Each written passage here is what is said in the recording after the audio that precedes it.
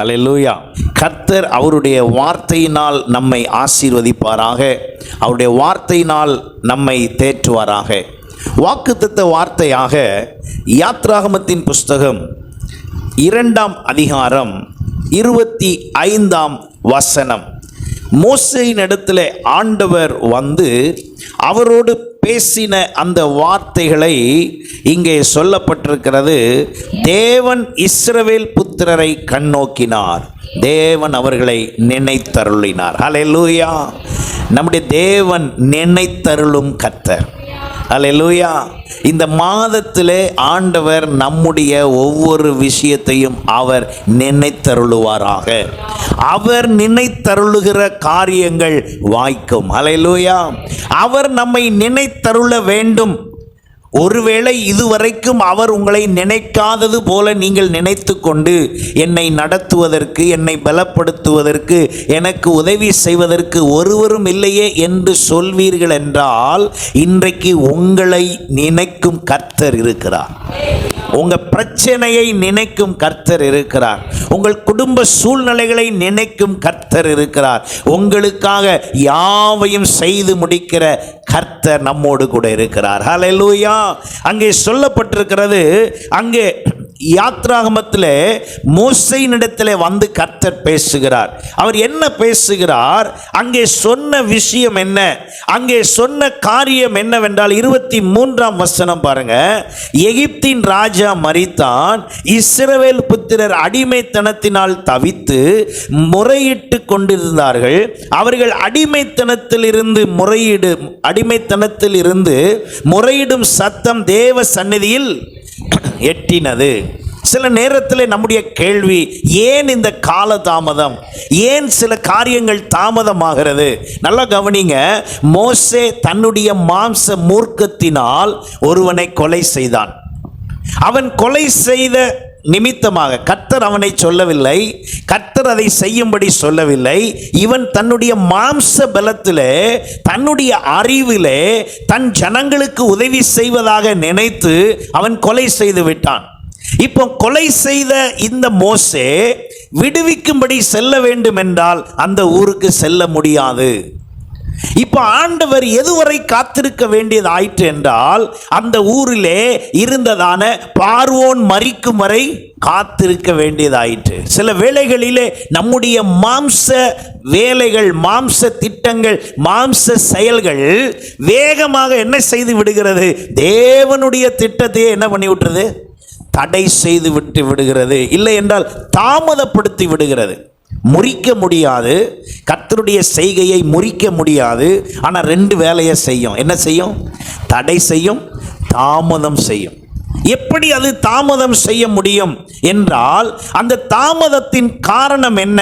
நம்முடைய தேவன் நீதியின் தேவன். அப்ப நினைச்சிருந்தா மறுநாளே பார்வோன ஆண்டவர் என்ன பண்ணியிருக்கலாம்? சோழி முடிச்சு அவர் அவ்வளோதான். உடனே இரவோடு இரவாக அவர் கொலை செய்ய விரும்புகிற தேவன் அல்ல. எத்தனை பேர் கவனிக்கிறீங்க? நம்ம என்ன ஜெபம் பண்ணுவோம் தெரியுமா? ஆண்டவரே, எனக்கு விரோதமாக இருக்கிற ஆளை க்ளோஸ் பண்ணியிருக்க ஆண்டவரே. அப்படியெல்லாம் க்ளோஸ் பண்ண முடியாது. ஏன் க்ளோஸ் பண்ண முடியாதுன்னா, நம்முடைய தேவன் கொலை செய்கிற தேவன் அல்ல. அவர் வதமும் செய்ய மாட்டார், கொலையும் செய்ய மாட்டார். அப்போ எப்படி பாஸ்டர் செய்கிறது? அந்த நபர் மரிக்கும் வரை அந்த காரியம் ஹேங்கிங்கில் தான் நிற்கும். சில நேரத்தில் சில பிரச்சனைகளை நமக்கு கொடுக்கிறவர்கள் அந்த இடத்தை விட்டு மாறும் வரை, செல்லும் வரை அந்த இடத்தில் நமக்கு என்ன கிடைக்காது?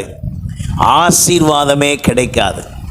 அப்போ அதை சரி பண்ணுவது எப்படி என்றால், அங்கு நினைவு கூறும் கர்த்தர் நம்மை நினைவு கூர்ந்தால், அல்லேலூயா, நினைவு கூறும் கர்த்தர் அங்கே நினைவு கூர்ந்தால் நமக்கு அது உடனே வாய்க்கும். அப்ப நான் என் மாம்சத்தில் காரியங்களை செய்யும்போது என்னுடைய ஆசீர்வாதம் தடை செய்கிறது. ஒரு முறை என்னுடைய வாழ்க்கையிலே இதை நான் நடந்ததை சொல்லுகிறேன். என்னுடைய வாழ்க்கையில ஒரு முறை நான் ஒரு இடத்துல ஒரு ஊழியத்திற்காக ஒரு போதகர் என்னிடத்தில் தொலைபேசியிலே அழைத்து அவர் என்னோடு சொன்னார், பாஸ்டர், நீங்கள் எங்களுடைய கன்வென்ஷனுக்கு வர வேண்டும் என்று. நான் சரி என்று ஒத்துக்கொண்டேன். ஒத்துக்கொண்டு எல்லாம் முடிந்தது. முடிந்த பிறகு அந்த யார் என்னை அழைத்தாரோ அவருடைய சொந்தத்தில் ஒருவரிடத்தில் ஒரு முறை நான் கொஞ்சம் கோபமாக பேச வேண்டிய நிர்பந்தம் வந்தது. கவனிக்கிறீங்களா? ஆமாம், நான் அவரிடத்தில் கோபமாக பேச வேண்டிய சூழ்நிலை இருந்தது. ஆனால் நான் கோபப்பட்டிருக்கிற வேண்டாம் என்று பின்பு நினைத்தது உண்டு. ஆனால் அன்றைக்கு அந்த சூழ்நிலை என்ன செய்து விட்டது? கோபமாக பேச வைத்தது. நான் பேசிவிட்டேன். அது பேசி 4 வருஷம் ஆச்சு. இப்போ மீட்டிங் புக் ஆகிற நேரத்தில் எது தடுத்தது தெரியுமா? சொல்லுங்கள் சத்தமா. அந்த சொந்தக்காரர்கிட்ட இவங்க சொல்லியிருக்காங்க, நோட்டீஸ் அடிக்கிறதுக்கு முன்னால் சொன்னார். நல்ல வேலை. என்ன சொல்லியிருக்கிறாரு? இந்த மாதிரி நான் ஒருவரை அழைத்திருக்கிறேன். யார்? இன்னார். ஐயோ, அவரை கூப்பிடாத, அவர் சரியான யார். ஆனால் தவறு யார் மேலேனா என் மேலே இல்லை. தவறு அந்த யார் மேலே கோவப்பட்டேனோ அவர் மேலே தான். ஆனாலும் அந்த இடத்தில் என்ன செய்திருக்க வேண்டாம்? கோவப்பட்டிருக்க வேண்டாம். தனியாக கூட்டு போய் சொல்லியிருக்கலாம், பிறகு சொல்லியிருக்கலாம். நான் உடனே அதை வெளிப்படுத்தி தவறை சுட்டி காட்டினது. அவர் அதை சொல்லாமல் நேரடியாக என்ன சொல்லிட்டாரு? இவர் சரியான கோவக்காரர். உடனே அவர் எனக்கு ஃபோன் பண்ணி சமாளித்து மீட்டிங் என்ன பண்ணிட்டாரு? கேன்சல் பண்ணிட்டார்.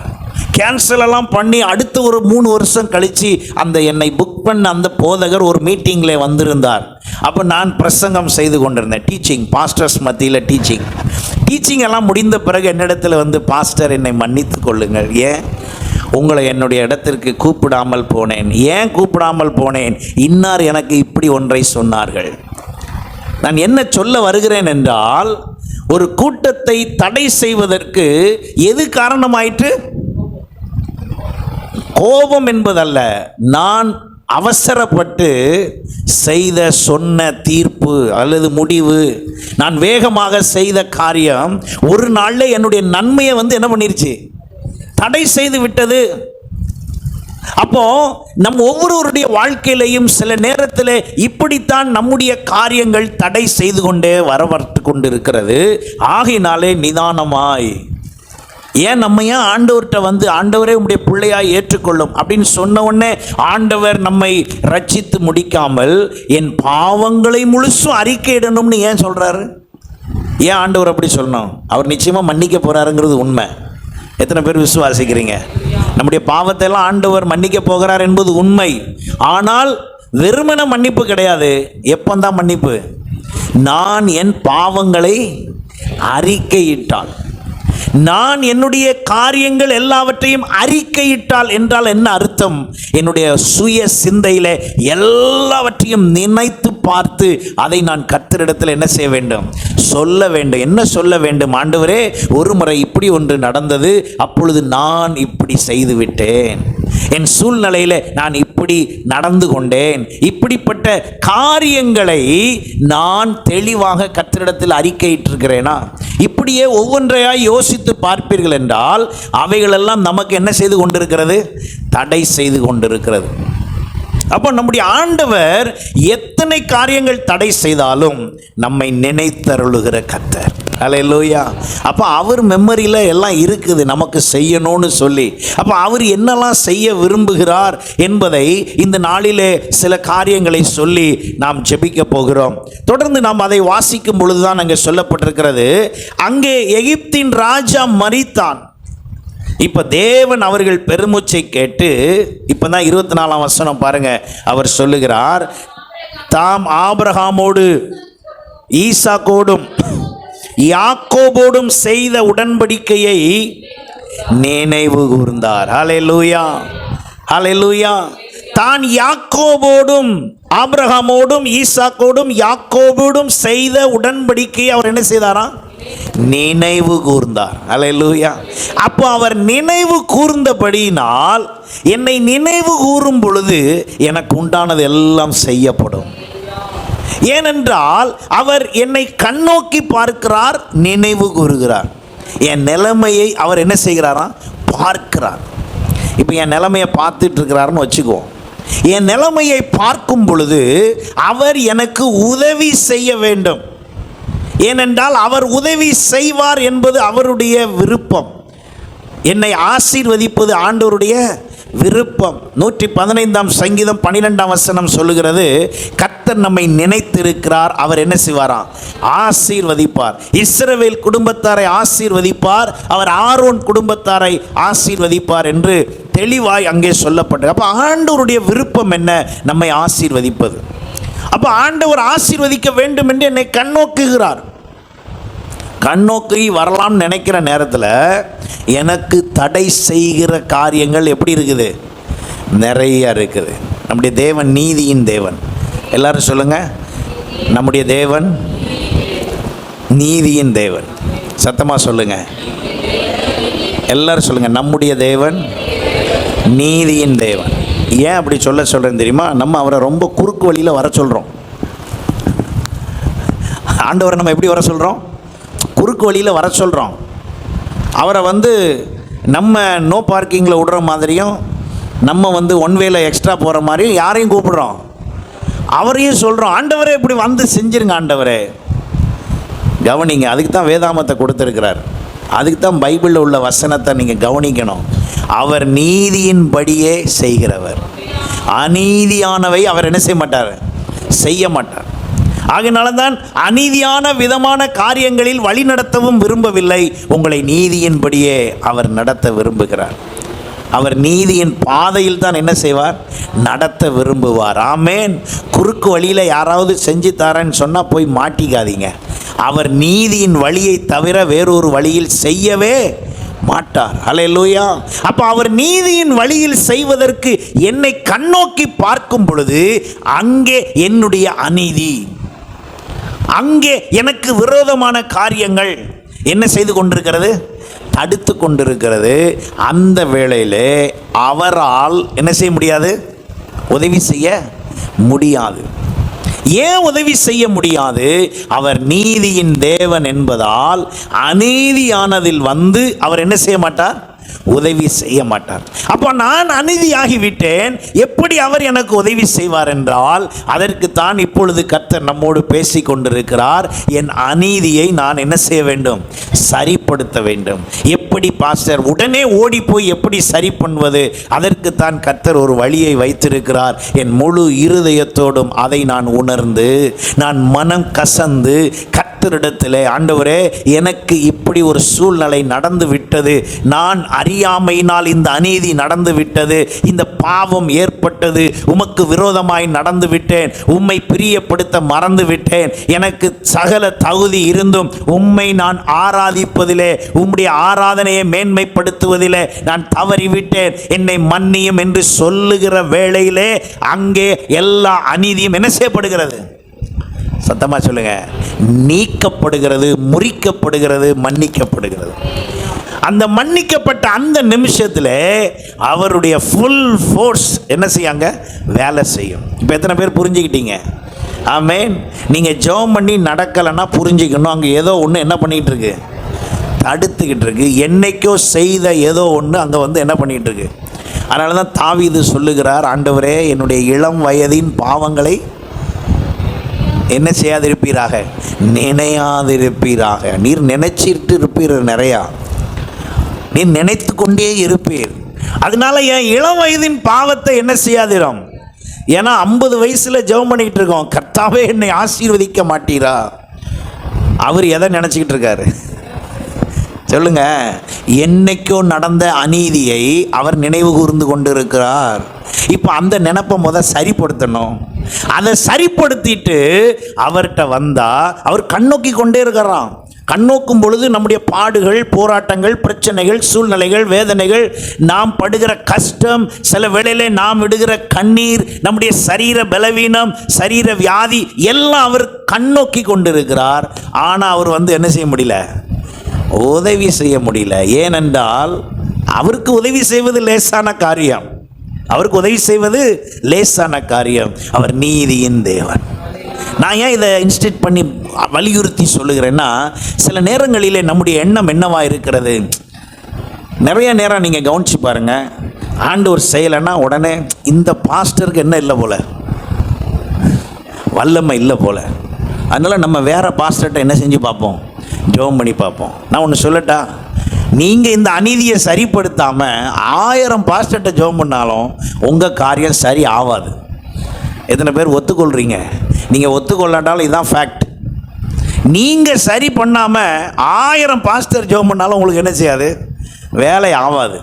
அப்போ ஆண்டவர் தெளிவாக அவருடைய பிள்ளைகளுக்கு வாக்குத்தத்தம் கொடுத்தார். தேவன் அவர்கள் பெருமூச்சை கேட்டு தாம் ஆபிரகாமோடும் ஈசாக்கோடும் யாக்கோபோடும் செய்த உடன்படிக்கை என்ன செய்தாராம்? நினைவு கூர்ந்தார்.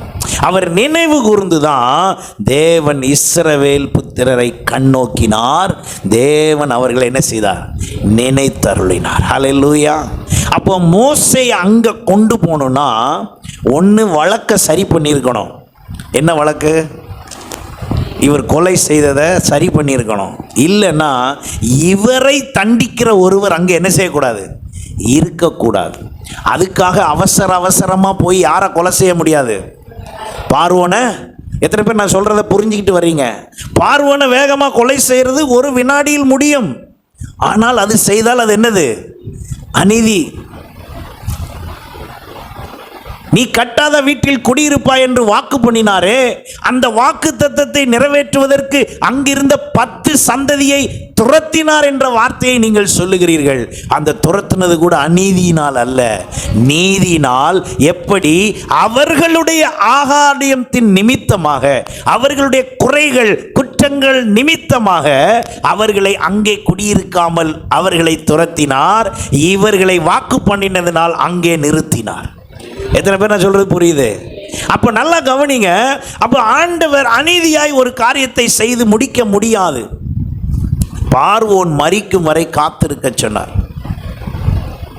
இயேசு அவரால் அனுப்பப்பட்டவர் தானே. இயேசு பிறந்து 2 வயது குழந்தை. இப்போ யார் கொல்ல நினைக்கிறா?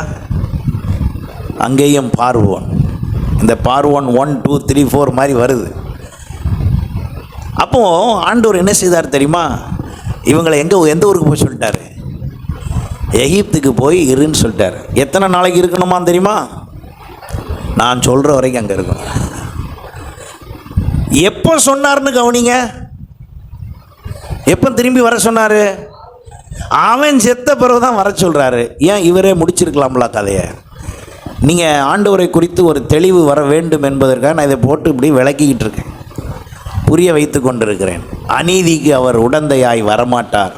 நீங்கள் ஒன்றை அநீதியாய் யோசித்து கொண்டு 40 நாள் 10 முறை உபவாசம் செய்தாலும் அது என்ன செய்யாது? பலிக்காது, நடக்காது. அப்போ நான் என் அநீதியை உணர்ந்து ஒரு விசை ஆண்டோடத்தில் அதை உணர்ந்து பேசினாலே கண்ணோக்குகிற தேவன் உங்களை குறித்த காரியங்கள் எல்லாவற்றையும் நினைத்தருளுவார்.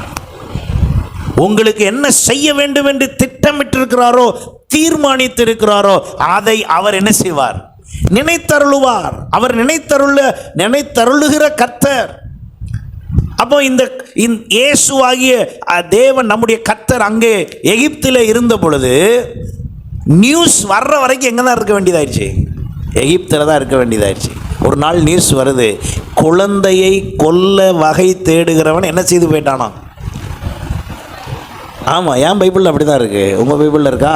சரி. குழந்தையை கொல்ல தேடுகிறவன் மரித்து போனான். ஆகையினால இப்போ நீங்கள் எங்கே போங்க? பெத்லகேமுக்கு போங்க, எகிப்துக்கு போங்க, இது எருசலேமுக்கு போங்க. அது வரைக்கும் போகக்கூடாது. அது வரைக்கும் ஏன் இருக்கணும்? ஆண்டவரே நீங்கள் கொஞ்சம் வேறு மாதிரி ஏதாவது செய்யப்படாதா? அதெல்லாம் செய்ய முடியாது. ஏன் வேறு மாதிரி செய்ய முடியாது? நான் நீதியின் தேவன். எப்பொழுதெல்லாம் ஆண்டவர் உங்களை நினைத்தருள வேண்டும், கண்ணோக்க வேண்டும், ஆசீர்வதிக்க வேண்டும் என்று நினைக்கும் பொழுதெல்லாம் நீங்கள் நம்முடைய கர்த்தருடைய கேரக்டர் என்னன்னா, அவர் நீதியின் தேவன். அவர் நியாய தீர்ப்பும் நீதியின்படி தான் செய்வார். அவர் உதவி செய்வதும் நீதியின்படி தான் செய்வார். ஆசீர்வதிப்பதும் நீதியின்படி தான் செய்வார். அல்லேலூயா, அல்லேலூயா. அவர் எதை செய்தாலும் நீதியின்படி செய்வார். ஒரு முறை தோட்டத்திற்கு வேலைக்கு ஆட்களை கூப்பிட்டு வந்த ஆட்கள் முறையிடுகிறார்கள். காலையில் வந்தவனுக்கும் 1 ரூபா கொடுக்கிறாரு. சாயந்தரம் திடீர்னு ஒருத்தன் உள்ள வந்தான், அவனுக்கு எவ்வளோ கொடுக்கிறாரு? 1 ரூபா கொடுக்கிறாரு. அது எப்படி முடியும்?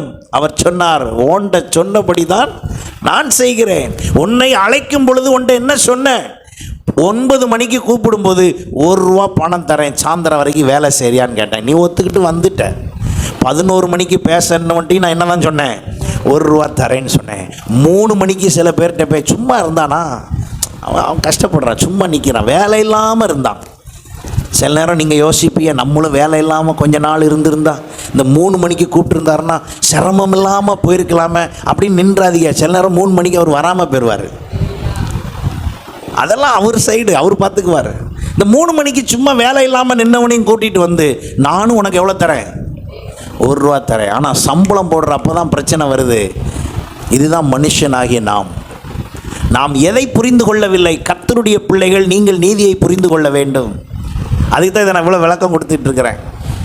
ஏன்னா நினைத்தருளுகிற கர்த்தர் சரியாக நினைக்கணுங்கிறதுக்கும் உங்களை கண்ணோக்கி பார்த்து கொண்டு இருக்கிறார். அப்போ அதை சரி பண்ணுறதுக்கும் ஏதுவாக கர்த்தர் இந்த மாதத்தில் நம்மை அப்படி சீர்படுத்துவாராக, சரிப்படுத்துவாராக. நாம் ஆயத்தமாவோமாக, சகலவற்றையும் பெற்றுக்கொண்டு ஆசீர்வாதமாக இருப்போமாக. அல்லேலூயா. அப்போ ஏன் இவ்வளோ நாள் தடை பண்ணணும் ஆண்டவர்? அப்போ அங்கே ஏதோ ஒன்று தடுக்குது. அப்போ இந்த சூழ்நிலையை அறிவதற்கு நாம் உணர்ந்து கொள்ள வேண்டும். நம்ம எல்லாரும் அறிந்து செயல்பட வேண்டும். அப்போ எங்கேயோ ஒரு இடத்துல என்னுடைய அநீதி தடுக்கும் என்றால், ஆகையினால தான் 106ஆம் சங்கீதம் அங்கே வாசிக்கும்போது, உம்முடைய ஜனங்களுக்கு நீர் பாராட்டும் கிருபையின்படி என்னை நினைத்தருளும், உம்முடைய இரட்சிப்பினால் என்னை சந்தித்தருளும். தாவீதினுடைய ஸ்டேட்மெண்ட் பாருங்க. அவர்களுக்காக தமது உடன்படிக்கை நினைத்து தமது மிகுந்த கிருபையின்படியே மனஸ்தாபப்பட்டு அவர் என்ன செய்கிறாராம், எகிப்தில் அவங்களை ரட்சித்தார், வல்லமையை வெளிப்படுத்தினார், அவர்களை ஆசீர்வதித்தார். இன்றைக்கு ஒரு விஷயத்தை நாம் உணர்ந்து கொள்ள வேண்டும். கர்த்தர் ஏற்கனவே எனக்கு என்ன செய்து வைத்திருக்கிறாரோ அதை நான் சரியாக என்ன செய்ய வேண்டும், உணர வேண்டும். மாற்றி ஒருத்தன் சொன்னான்னா அதுக்குள்ளே என்ன செய்யக்கூடாது, போகக்கூடாது. அது சத்தியத்தில் ஆனாலும் சரி, கர்த்தருடைய விசுவாசத்தில் ஆனாலும் சரி. ஒரு விஷயத்தை இது உணரும்படி உங்களுக்கு சொல்லுகிறேன். ஆதியாகமம் 1ஆம் அதிகாரத்தில் 26, 27 வசனங்களில் நீங்கள் வாசிப்பீங்கன்னா, 26, 27 வசனங்கள். பின்பு தேவன் நமது சாயலாகவும் மனுஷனை உண்டாக்குவோமாக,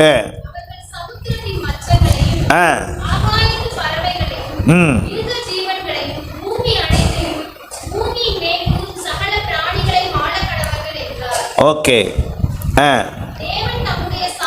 தேவன் தம்முடைய சாயலாக மனுஷனை சிருஷ்டித்தார். அவனை எப்படி சிருஷ்டித்தார்?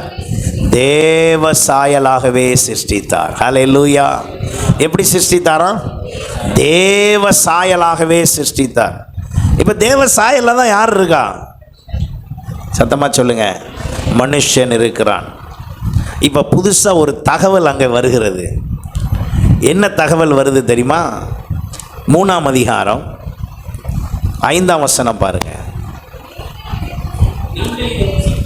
நீங்கள் இதை புசிக்கும் நாளிலே உங்கள் கண்கள் திறக்கப்படும், நீங்கள் நன்மை தீமை அறிந்து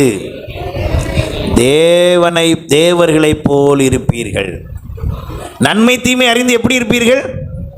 சத்தமா சொல்லுங்க, தேவர்களைப் போல இருப்பீர்கள். ஏற்கனவே எப்படி இருக்கீங்க? ஏற்கனவே எப்படி இருக்கீங்க? தேவ சாயலாக தான் இருக்கீங்க. இப்போ ஏற்கனவே தேவ சாயலில் இருக்கிற உங்களுக்கு ஒரு பழத்தை பறித்து சாப்பிட்டுட்டு இப்போ புதுசாக என்ன வருமா? இப்போ யார் நம்பணும் நம்பக்கூடாது? இப்போ புரியுதா உங்களுக்கு சாத்தானின் தந்திரம் என்னன்னு? புரிஞ்சுதா இல்லையா? ஏற்கனவே நீங்கள் என்னவா தான் இருக்கீங்க? தேவ சாயலில் தான் இருக்கீங்க. அப்படின்னா என்ன அர்த்தம்? ஏற்கனவே தேவனை போல தான் இருக்கும். அப்போ தேவனை போலவே இருக்கிற எனக்கு இன்னொருக்கா வந்து ஒரு விஷயத்தை சொல்கிறான், நீ என்ன மாதிரி மாறிடுவ? தேவனை போல மாறிவிடுவாய். ஆனால் முதல்ல ஆண்டவர் தேவனை போல படைத்த படைப்புக்கும் இப்போ இவன் சொல்லுகிற தகவலுக்கும் வித்தியாசம் இருக்கிறது. என்ன என்றால், இந்த பழத்தை பறித்து சாப்பிடுவதற்கு முன்பே யாராக தான் இருக்கிறோம்? தேவனை போல தான் இருக்கிறோம். ஆனால் இப்போ பழத்தை பறித்து சாப்பிட்ட பிறகு தேவனை போல ஆவா என்று சொன்ன தகவல் உண்மை. ஆனால் செய்கிறது என்னவாய்ப்போச்சு? கீழ்ப்படியாமை ஆகிப்போச்சு. புரியுதா உங்களுக்கு? கீழ்ப்படியாமை ஆகிப்போச்சு. இப்போ கீழ்ப்படியாமை ஆனபடியால் அந்த ஆசீர்வாதத்தை அனுபவிப்பதற்கு என்ன செய்ய முடியல? தொடர முடியல. இப்போ இந்த கீழ்ப்படியாமை எதை தடுத்து விட்டது? ஆசீர்வாதத்தை தடுத்து விட்டது. என்ன ஆசீர்வாதம்? ஏதேன் தோட்டத்தில் இருந்த ஆசீர்வாதம். ஏதேன் தோட்டம் உண்டாக்கப்பட்டதே யாருக்காக தான்? ஆதாம் ஏவாளுக்கு தான். நீதியின் தேவன் அகைன் யாருங்க? நீதியின் தேவன். கீழ்ப்படியில் என்ன செய்யணும்? ஏன்னா ஏற்கனவே ஒரு ஜட்ஜ்மெண்ட் அவனுக்கு கொடுத்து தான் அனுப்பியிருக்காரு. இப்போ அவன் வந்து என்ன கேட்பான்? கீழ்ப்படியிலேயே இன்னும் அவனை எப்படி அங்கே வச்சிருக்காரு? அப்போ நீதியின் தேவன் நீங்களா நானா சாய்ஸ் எல்லாம் கிடையாது. அது யாராக இருந்தாலும் சரி நீதி வேலை செய்யும். ஒத்துக்கொள்றீங்களா? ஆமென். யாராக இருந்தாலும் நீதி வேலை செய்யும். அப்போ அது ஆதாம், முதல் மனிதன் படைக்கப்பட்ட ஆதாமாக இருந்தாலும் சரி, இரண்டாம் மனுஷனாய் வந்த கர்த்தராகிய இயேசுவாக இருந்தாலும் சரி, நீதி வேலை செய்யும். இவர்கிட்ட எப்படி பாஸ்டர் நீதி வேலை செய்தது என்றால், அந்த நீதி எப்படி வேலை செய்தது? கண்டிப்பாக பலி ஆகியே ஆக வேண்டும். பலி ஆகி வேண்டும். ஏன்? நீதியின் தேவன் நியாயப்பிரமாணத்தில் சொல்லிவிட்டார், ஒரு மனுஷனுடைய பாவம் நிவிர்த்தியாக வேண்டும் என்றால், அவனுடைய கீழ்ப்படியாமை அழிக்கப்பட வேண்டும் என்றால் அங்கே பலி செலுத்த வேண்டும். அவர் தான் ஆண்டவர். அப்போ அவர் என்ன பண்ணியிருக்கலாம்? நான் அன்னைக்கு அப்படி சொன்னேன், இப்போ நான் கொஞ்சம் பிளான் என்ன பண்ணிட்டேன், மாற்றிட்டேன். ஸோ அதனால் இனிமேல் நீங்கள் யாரும் பலி செலுத்த வேண்டாம், இப்படியெல்லாம் செய்ய வேண்டாம். எந்த பலிகளும் பழைய ஏற்பாட்டின் முறைப்படி நீங்கள் எங்கும் கொண்டு வந்து ஆட்டையோ காளையோ எதுவும் என்ன செய்ய வேண்டாம், நீங்கள் பலி செலுத்த வேண்டாம். இப்போ நான் வந்து உங்களுக்கு எக்ஸ்கியூஸ் பண்ணிடுறேன் அப்படின்னு என்ன செய்யலை, பேசலை. அப்படி சொல்லுகிற உரிமை, தைரியம் எல்லாம் யாருக்கு உண்டு? தேவனுக்கு உண்டு. ஆனால் அவர் அதை அப்படி பேசாமல் அவர் என்ன சொன்னாரோ அந்த நீதியின்படியே, அல்லேலூயா, அந்த நீதியின்படியே தான் அந்த பலியவும் என்ன செய்தார்? ஏற்படுத்தினார். இந்த பாத்திரம் என்னை விட்டு நீங்க கூடுமானால் நீங்கட்டும் என்று சொன்னாலும் சரி, அந்த பலி அப்படித்தான் செய்யப்பட வேண்டும். அவ்வளவு கொடுமையாக அதை செய்ய வேண்டுமா? அந்த கொடுமையை சகிக்கலாமே ஒழிய நீதி மாறக்கூடாது. அப்போ நாம் ஆராதிக்கிற தேவன் என்ன செய்ய மாட்டார்? அநீதிக்கு உடந்தையாக மாட்டார். அப்போ நீதியின் தேவன். அப்போ இந்த வரிசையில் நீங்கள் கவனித்து பார்த்தீங்கன்னா, ஆதாம் ஏவாள் பாவம் செய்து அங்கே அவர்கள் செய்த காரியத்தின் நிமித்தமாக ஆசீர்வாதம் விலக்கப்பட்டது, அவர்களுக்கு கொடுக்கப்படவில்லை. தொடர்ந்து நீங்கள் கவனிக்கும் பொழுது, ஒவ்வொரு விஷயமாக கவனிக்கும் பொழுது, ஏற்கனவே இருக்கிறத சொல்லி ஏமாற்றி பேசினான். அப்போ நம்முடைய ஆண்டவர் யார் என்பதை நாம் விளங்கி கொள்ள வேண்டும் என்றால், யோபு சொல்லுகிறது போலதான், என் கர்த்தர் செய்ய நினைத்தது தடைபடாது. ஹல்லேலூயா. அப்போ உங்களுக்கான விஷயத்தை அவர் எல்லாம் பிளான் பண்ணி நினைச்சு வச்சிருக்கார். அவருடைய ரிமெம்பரன்ஸ் கரெக்டாக தான் இருக்குது. அவருடைய நினைவு கூறுதல் சரியாக இருக்கிறது.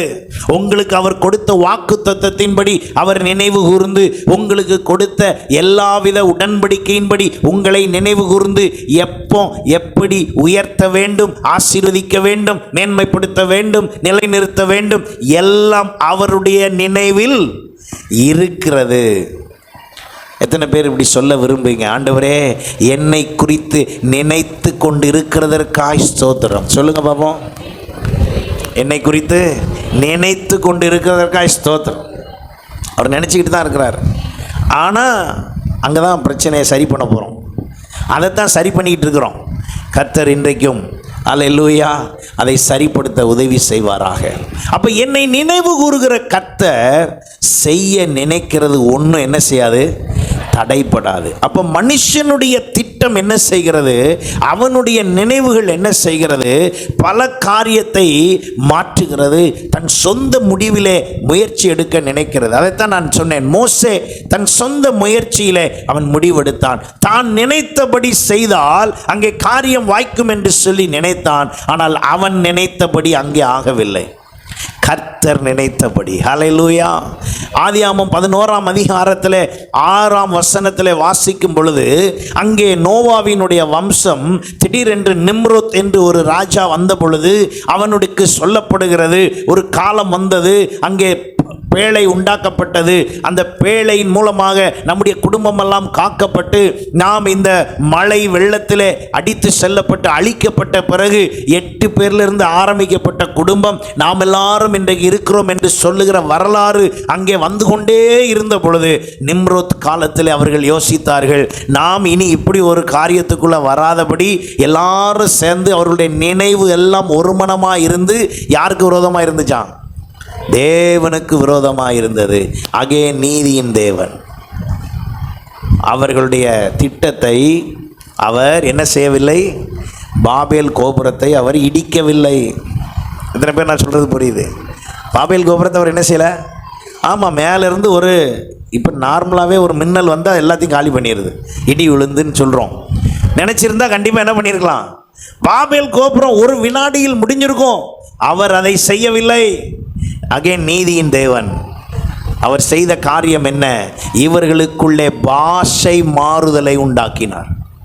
இவர்களுக்குள்ளே பாஷை மாறுதலை உண்டாக்கினார்.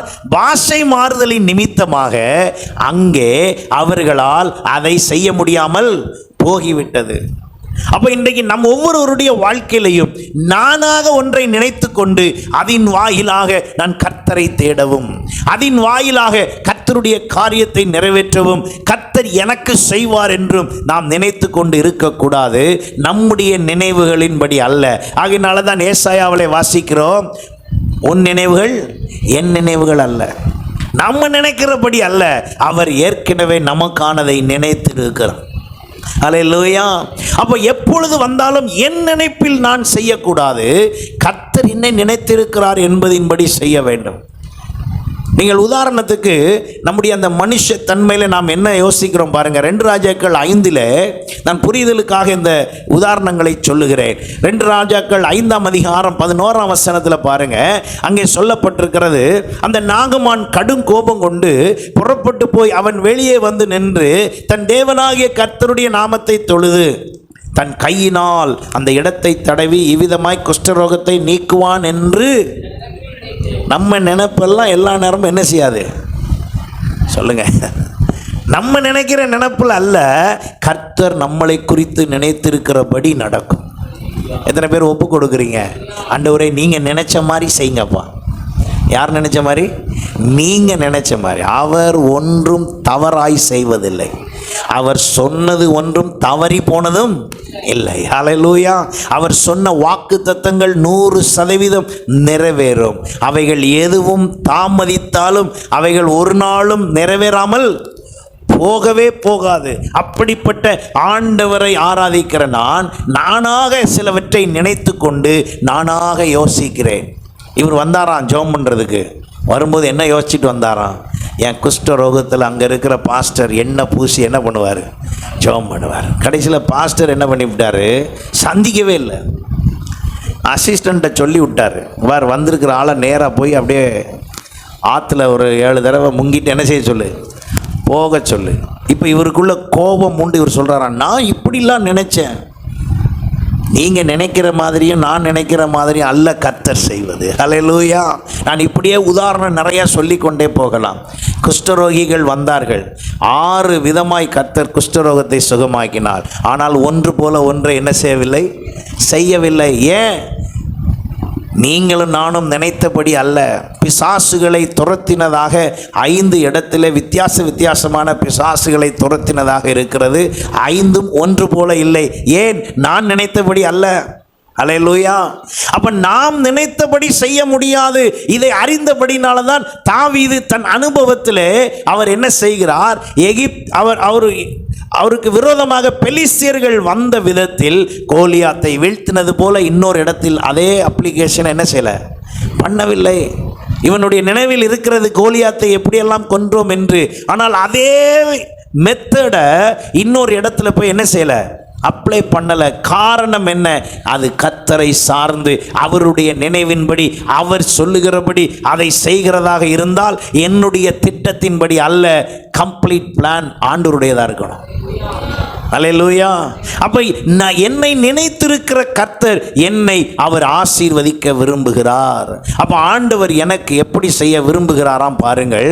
ஆதியாகமம் 50ஆம் அதிகாரம் 20ஆம் வசனம் பாருங்க.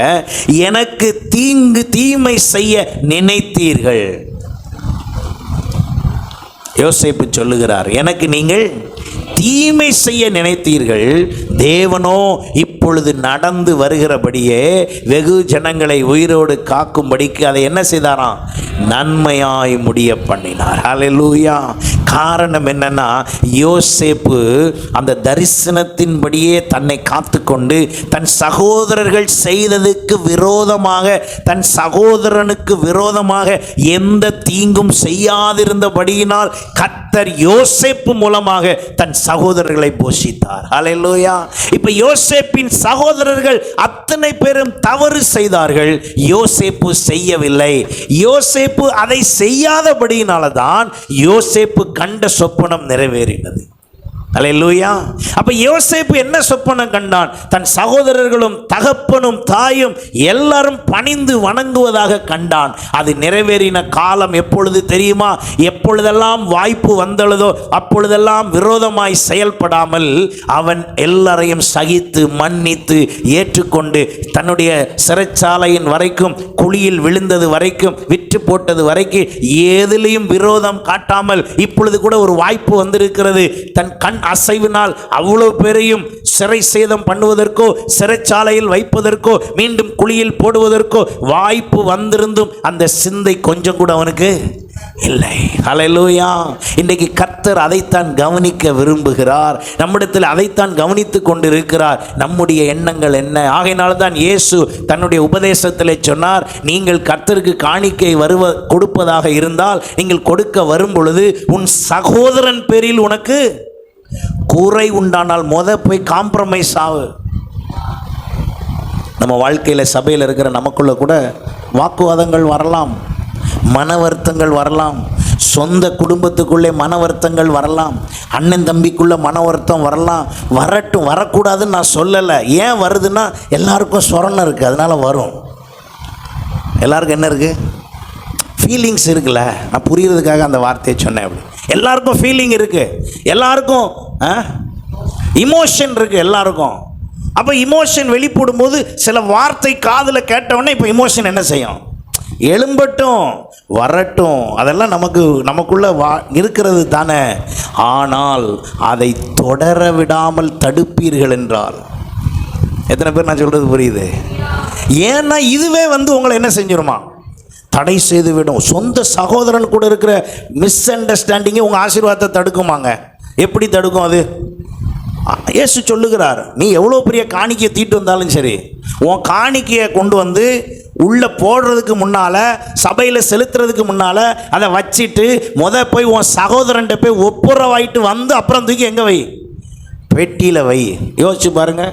நீங்கள் என்ன நினைக்கிங்க? கர்த்தாவே, எனக்கு கிடைச்சதுலேருந்து உமக்கு நான் தரேன், என்னை எப்படியாவது நீர் என்ன பண்ணிடும், ஆசீர்வதிச்சிடும் அப்படின்னு வாரம் ஒரு 10,000 ரூபா கொடுக்கீங்க.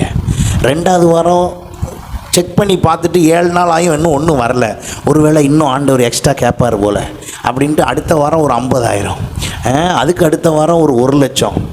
ஆமாம், பெனிஃபிட்டு சபைக்கு ஜாஸ்தி ஆயிரும், அது வேறு விஷயம். அவன் அதுக்கு அடுத்த வாரம் 3,00,000, இப்படியே கூட்டிக்கிட்டே போகிறீங்க. ஆனால் ஒன்றும் வாய்க்கலை. ஆனால் ஒரு 100 ரூபா காணிக்க, எந்த மனசில் யார் மேலே என்ன இல்லை, கசப்பு இல்லை, அப்படி போட்டு போனவுடனே அதில் ஆசீர்வாதம். எத்தனை பேர் நான் சொல்கிறது புரியுது? அப்போ ஆண்டவர் எதை பார்க்கவில்லை? அளவை பார்க்கவில்லை. அதனால தான் நான் எப்போதுமே சொல்லுவேன், காணிக்கை ஆனாலும் தசம பாகம் ஆனாலும் எதா ஆனாலும் சரி, அளவு முக்கியம் இல்லை, கொடுக்கீங்களாங்கிறது தான் முக்கியம். ஏன்னா கொடுக்கறது கீழ்ப்படிதல். அளவு உங்கள் விருப்பம், அளவு உங்கள் விருப்பம். ஆனால் நீங்கள் அதற்கு கீழ்ப்படிந்து அந்த கவரை எடுத்து உள்ளே எவ்வளோ இருக்குங்கிறது இல்லை.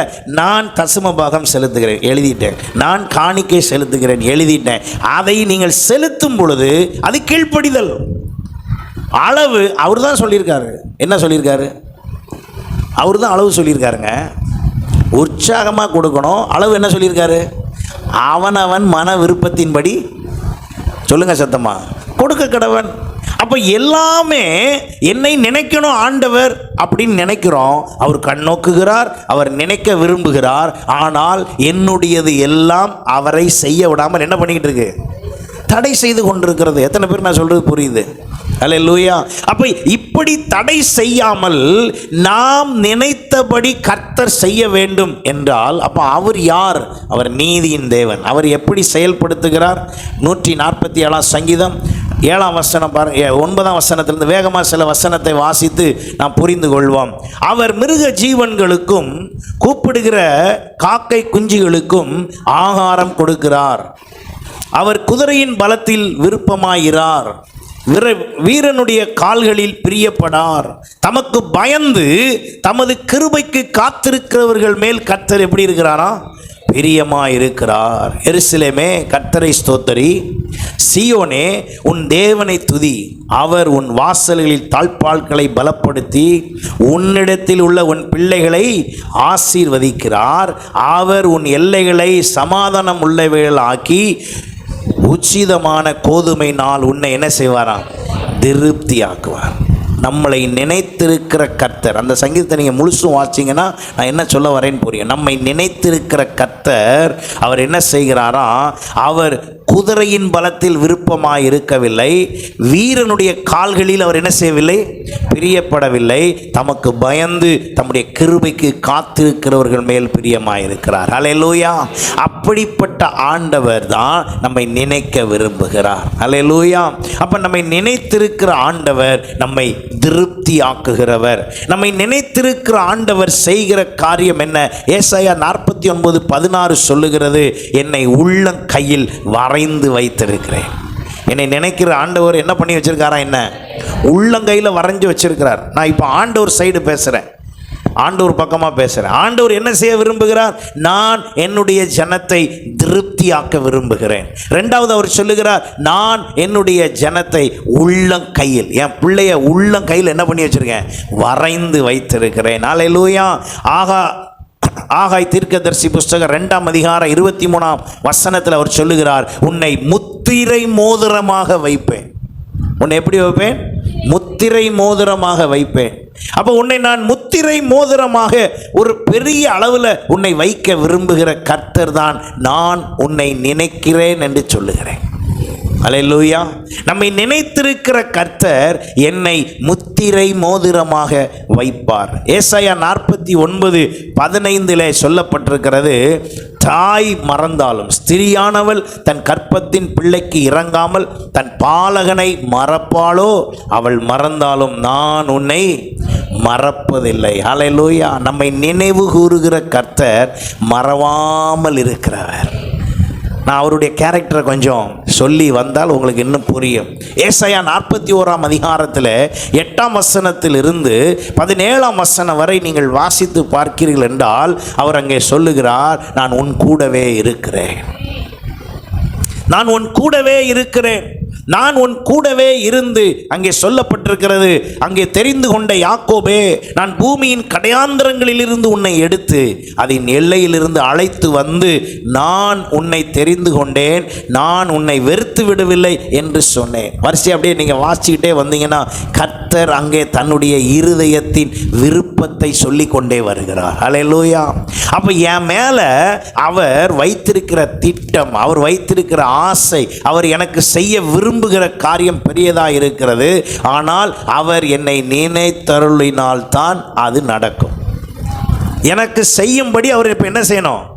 நினைத்தருள வேண்டும். அவர் நினைத்தருளி செய்ய வரும் பொழுது அங்கே தடை செய்கிறதை நான் சரி பண்ண வேண்டும். இன்றைக்கு கர்த்தர் நம்மிடத்தில் எதிர்பார்க்கிற காரியம் என்ன? எனக்கு விரோதமாய் தடையாய் இருக்கிற என்னுடைய சொந்த காரியங்கள் நான் முதல்ல சரி பண்ண வேண்டும். ரெண்டாவது, என்னுடைய சொந்த பந்தங்களோடு இருக்கிற காரியங்களில் ஏதாகிலும் மனக்கசப்புகள் இருந்தால் அதை குறித்து நான் உடனே என்ன செய்ய வேண்டும்? ஒப்புரவாய் கொள்ள வேண்டும். கண்டினியூ பண்ண விடாமல் என்ன செய்யணும்? ஒப்புரவாய் கொள்ள வேண்டும். சபையிலே அதே போல் ஒருவருக்கொருவர் மன வெறுப்புகள் காரியங்கள் இருந்தால் உடனே அதை என்ன செய்து கொள்ள வேண்டும்? சரி செய்து கொள்ள வேண்டும். நாம் வேலை பார்க்குற ஸ்தலத்தில் அப்படி ஏதாகிலும் மன விருப்பங்கள் கசப்புகள் இருந்தால் அவர்களிடத்தில் போய் உடனே என்ன செய்ய வேண்டும்? ஒப்புரவாகி உடனே சரி செய்ய வேண்டும். நீங்கள் அப்படி செய்வது உங்களுக்கான ஆசீர்வாதத்தை வரவழைக்கிறதா இருக்கிறது. ஹல்லேலூயா. நீங்கள் சொல்லலாம், நீங்கள் சொல்கிற மாதிரி நான் போய் கேட்கறதுக்கு அந்த நபர் தகுதியே இல்லை, அவர் யார், இதெல்லாம் பேசக்கூடாது. உங்களுக்குள் கர்த்தர் வாசம் பண்ணினால் நீங்கள் நீதியின் தேவனால் நினைத்துள்ளப்பட்டு ஆசீர்வதிக்கப்பட வேண்டும் என்றால் நிச்சயமாக நீங்கள் போய் உங்கள் கசப்புக்களை என்ன செய்து கொள்ள வேண்டும்? சரி செய்து கொள்ள வேண்டும். காரணம், அந்த கசப்பே கூட ஒரு பெரிய நேமனத்தை, பெரிய ஆசீர்வாதத்தை, பெரிய உயர்வை என்ன செய்து கொண்டிருக்கும்? தடுத்து கொண்டிருக்கும். நீங்கள் ஒருவேளை இதுவரை இதை குறித்து புரியாமல் இருந்தீர்கள் என்றால் இன்றைக்கு கர்த்தர் உங்களுக்கு அதை விளங்கப்படுத்துவாராக. லூக்கா சுவிசேஷம் 1ஆம் அதிகாரம் 68ஆம் வசனத்திலிருந்து 75ஆம் வசனம் வரை நீங்கள் வாசித்து பார்ப்பீர்கள் என்றால் அங்கே ஆண்டவர் பரிசுத்த உடன்படிக்கையை நினைத்தருளினார். ஹல்லேலூயா. அங்கே சொல்லப்பட்டிருக்கிறது, தம்முடைய 70ஆம் வசனம், தம்முடைய பரிசுத்த உடன்படிக்கையை நினைத்தருளி உன் சத்துருக்களின் கையினின்று நீங்கள் விடுதலையாக்கப்பட்டு உயிரோடு இருக்கும் நாளெல்லாம் பயமில்லாமல் எனக்கு முன்பாக பரிசுத்தத்தோடும், ஏதோடும், பரிசுத்தத்தோடும் நீதியோடும் எனக்கு ஊழியம் செய்ய கட்டளையிடுவேன் என்று அவர் தம்முடைய பிதாவாகிய ஆபிரகாமுக்கு இட்ட ஆணையை நிறைவேற்றுவதற்கும் ஆதி முதற்கொண்டு தம்முடைய பரிசுத்த தீர்க்கதரிசிகளின் வாக்கினால் தாம் சொன்னபடியே தமது ஜனத்தை சந்தித்து மீட்டு கொண்டு நம்முடைய சத்துருக்களின் நின்று நம்மை பகைஞருடைய யாவருடைய கைகள் நின்று நம்மை ரட்சிக்கும்படிக்கு தம்முடைய தாசனாகிய தாவீதின் வம்சத்திலே நமக்கு இரட்சணிய கொம்பை ஏற்படுத்தினார். அந்த இரட்சணிய கொம்புதான் இரட்சகராகிய இயேசு கிறிஸ்து. அல்லேலூயா. அப்போ நல்லா கவனிங்க, ஒரு விஷயத்தை நமக்கு செய்கிறதுக்கு ஆண்டவர் திடீர்னு இப்படி வந்து செய்கிறதில்லை. திடீர்னு குறுக்கு வழியில் என்ன செய்ய முடியாது. ஆமாம், ஷார்ட்கட்லாம் கிடையாது அவர்கிட்ட, எல்லாமே ஸ்ட்ரைட் ரூட் தான். எத்தனை பேர் இதை ஏற்றுக்கொள்கிறீங்க? நீங்கள் ஏற்றுக்கொள்ளலைன்னா இன்றைக்கி இதை ஏற்றுக்கொண்டே ஆகணும். ஆண்டவருக்கு எதுவுமே என்னது தான்? ஸ்ட்ரைட் ரூட் தான். No shortcuts. ஷார்ட்கட் வேலையே கிடையாது. நீங்கள் நினைக்கிற மாதிரி நீங்கள் என்ன வேணாலும் பண்ணிக்குவீங்க. ஜெபம் பண்ணுற ஆள் ஜெபம் பண்ண உடனே சரியாயிரும், அது ராங் வே. நீங்கள் எவ்வளோ பாவம் வேணாலும் பண்ணிக்குவீங்க, பாஸ்டர் ஜெபம் பண்ணிட்டாருன்னா எல்லாம் சரியாக போயிடும், ராங் வே. நீங்களும் மனம் திரும்ப முயற்சிக்க வேண்டும். நீங்களும் சரி பண்ணிக்கொள்ள முயற்சிக்க வேண்டும். நீங்களும் வசனத்துக்கு கீழ்ப்படிந்து வர வேண்டும். அப்படி நீங்கள் முயற்சிக்கிற நேரத்தில், ஒப்பு கொடுத்து ஜெபிக்கிற வேளையில் போதகராகிய நான் ஜெபம் பண்ணால் அந்த ஜெபம் உடனே கேட்கப்படும். அல்லேலூயா. நான் தவறாய் சொல்லி பாஸ்டராகிய நான் என்ன பில்டப் பண்ணுறதுக்காக எத்தனாலும் பரவாயில்ல, நான் எல்லாம் ஜெபம் பண்ணி சரி பண்ணி தரேன், அப்படி பொய் சொல்லி வழி நடத்த விரும்பவே இல்லை. சரியான வழியில் செல்ல அவர் நீதியின் தேவன், அதே பாதையில் நாம் செல்வோம். ஆமென். அப்போ ஆண்டவருக்கு விரும்புகிறது என்ன? பரிசுத்தமும் நீதியும். அதற்காகவே இரட்சணிய கொம்பை என்ன செய்தாராம்?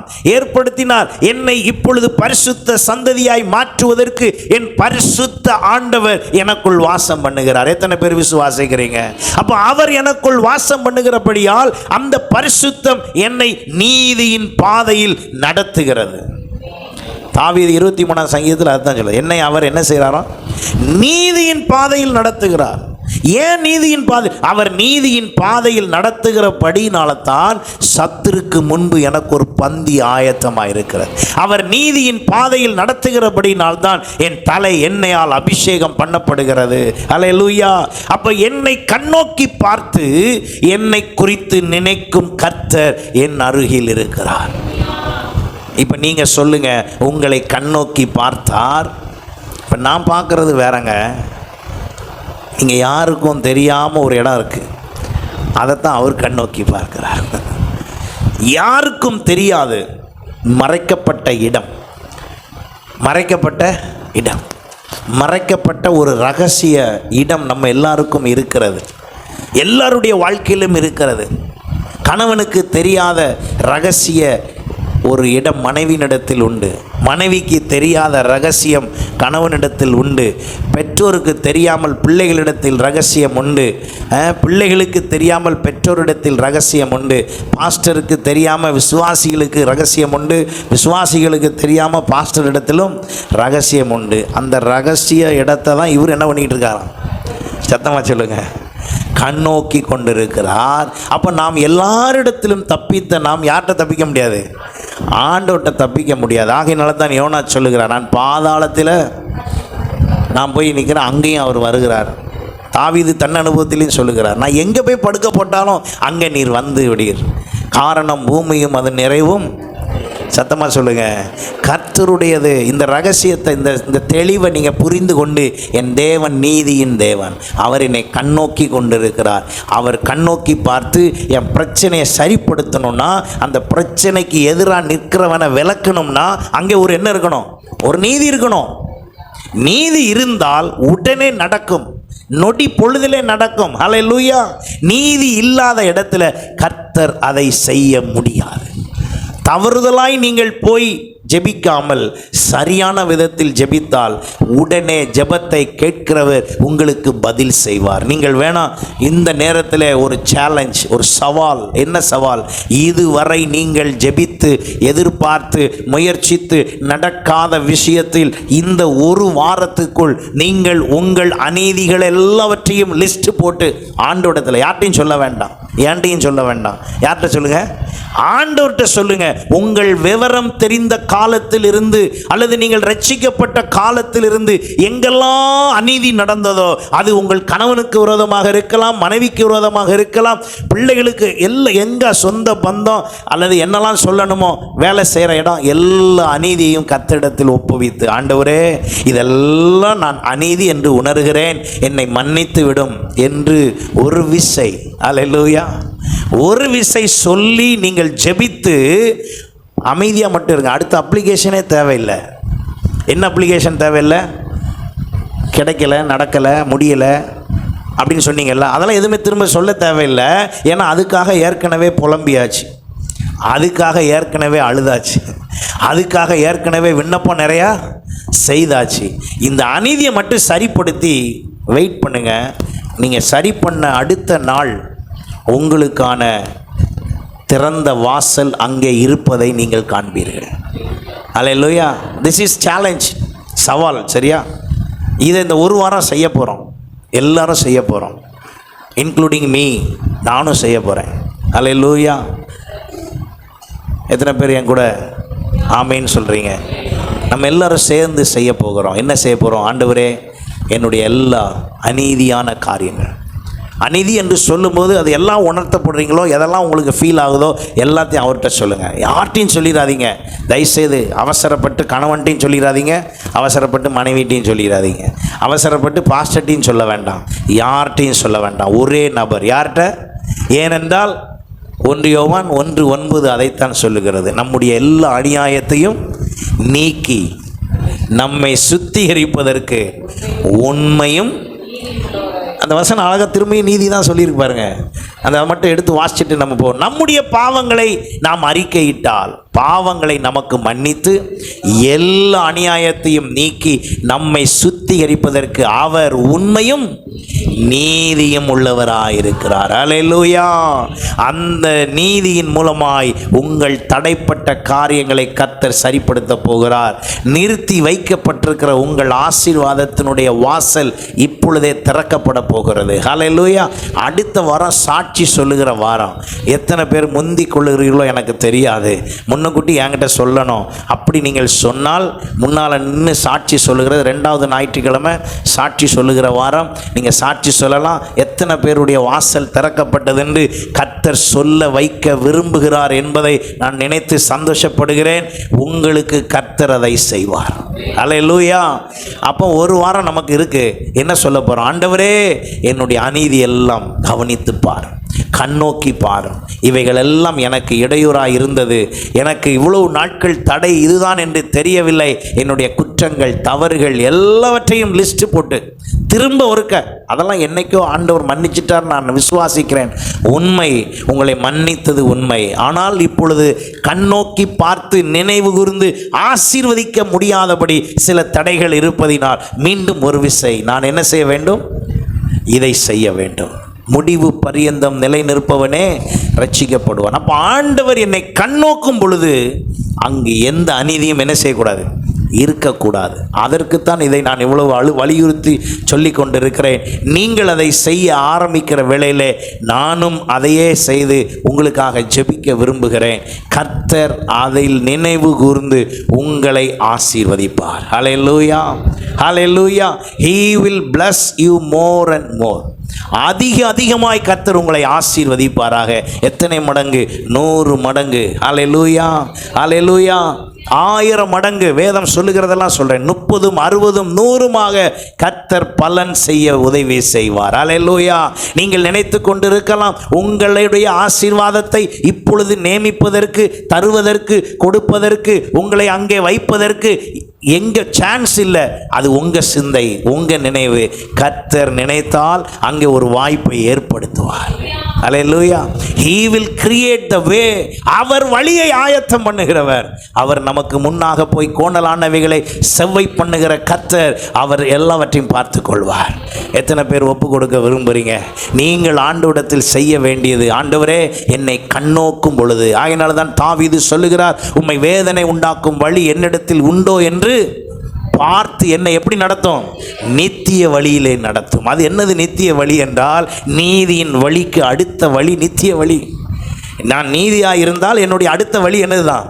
நித்திய வழி. ஹல்லேலூயா. அப்ப தாவீது சொல்லுகிறார், ஆண்டவரே என்னை கண்ணோக்கி பாருங்க, பாருங்க, என் இருதயத்தை பாருங்க. ஆனால் இதுக்கு முன்னால் செஞ்சது என்ன தெரியுமா? இருக்கு, லிஸ்ட் இருக்கு. இதுக்கு முன்னால் செஞ்ச லிஸ்ட்டு இருக்கு. ஆனால் அந்த லிஸ்ட்டு இப்போ இல்லை. அதன்படி கர்த்தர் நம்மை செய்ய விரும்புகிறார். நாம் அப்படியே ஒப்பு கொடுப்போம்.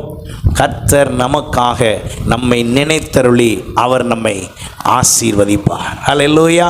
அவர் உங்கள் ஒவ்வொருவரையும் ஆசீர்வதிப்பாராக. God bless you.